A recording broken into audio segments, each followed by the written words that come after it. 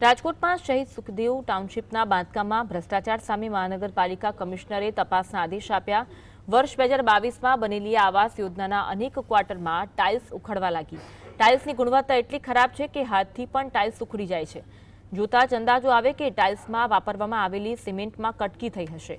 દિવાલોમાં ભેજ અને તિરાડો જોવા મળી રહી છે તો છતી લાદીનું પણ ધોવાણ થઈ ગયું છે। શીતલ પાર્ક નજીક આવેલી શહીદ સુખદેવ ટાઉનશીપમાં 448 જેટલા ફ્લેટ આવેલા છે।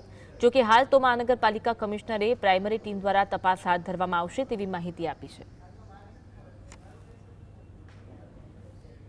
તો મેં પ્રાઇમરી ટીમને તો તરત જ મોકલી દીધી, એટલે એની બાબતમાં પણ જો કદાચ એમાં કંઈ ખોટું હશે તો કોઈ પણ વ્યક્તિની જવાબદારી નક્કી થશે જ થશે। પણ એક વાત, let us also tech sample and see what problem is, પણ એ થશે। પહેલા અમે જોઈ તો લઈએ, જે કરવામાં તો જો જે એની વિડીયો છે અમારે ટેકનિકલ અમે એનાલિસિસમાં લઈ રહ્યા છીએ, જો હશે તો એને નિર્ણય એમાં લેવાશે।